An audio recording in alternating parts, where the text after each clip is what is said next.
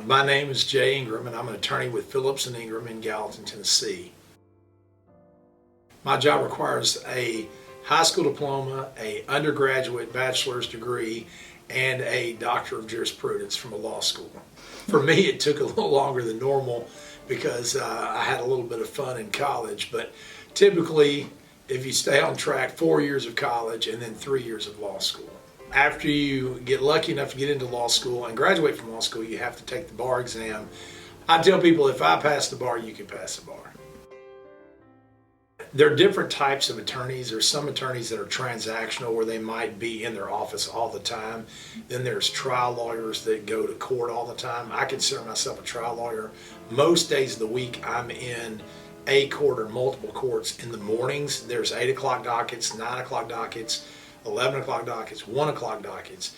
And so I might have to be in multiple courts at the same time. So I have my paralegals call ahead and say, Jay's in this court, he's going to be running late.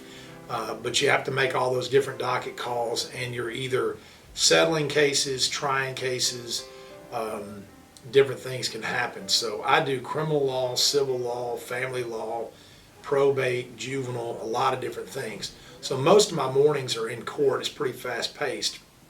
Most afternoons I'm in appointments, usually appointment every hour on the hour. Sometimes when I'm not in court or in appointments, we might be engaging in mediation to try to settle cases outside of court. So there's never a dull moment. There's a lot of stuff going on. Probably one of the most challenging parts of the job is dealing with either difficult clients or difficult opposing parties or difficult attorneys that are on the other side. Managing all those personalities and the emotions. The job of the attorney is really to be unemotional and above the fray, but sometimes you get drawn into that because you're competitive and you want to zealously represent your client.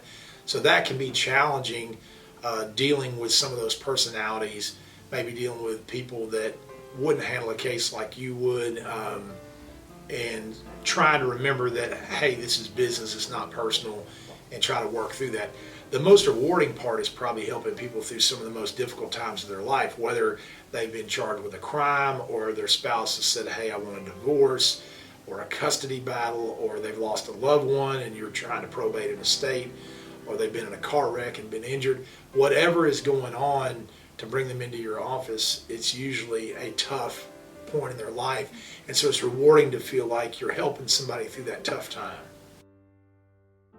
When I was thinking about going to law school in college, my first major I chose was political science. A lot of people that go to law school major in political science, but then I started thinking, what if I don't go to law school? What am I going to do with a poli-sci degree? So then I went into business, and I realized, hey, I'm not very good at math, and there's a lot of math in business, whether it was calculus or statistics or accounting. And so I took some general classes for a while, ended up majoring in speech communication, which you do have to communicate verbally a lot as an attorney, but one of the biggest things you've got to do as an attorney is to read and write. So things like English, history, literature, journalism, a lot of those types of classes would be areas you want to get into. If you don't like to read and write, you might not want to be an attorney. I always joke and say I went to law school because they said there'd be no math.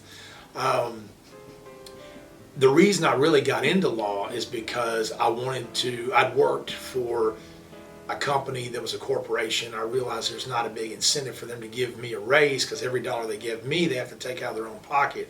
So I said, what can I do to be my own boss, live in my hometown of Gallatin, and the harder I work, the more money I make, and I could make a good living. And I looked at my father, who was an attorney. I knew I could join his firm, but I had to get accepted to law school, graduate law school, and pass the bar. And so that's what I did, and I've been practicing law for 21 years.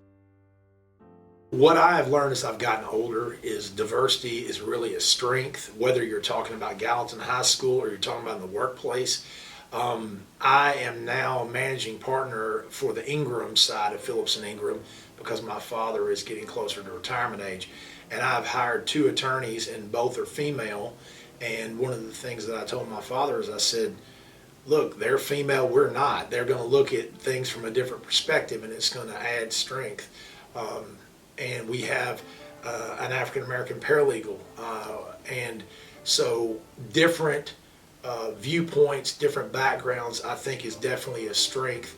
And you can learn something from anybody, and it doesn't matter their race, their sex, their age, their educational background, whatever it is. You can always learn, and that's part of the reason they call it the practice of law, because, or the practice of medicine. You get better over time, and different perspectives always are enlightening. And so that's why I encourage people, regardless of what they look like or what their background is, to go into the legal field. The other thing I would say is, if anybody tries to tell you you can't do something, that has always motivated me to say, yes, I can.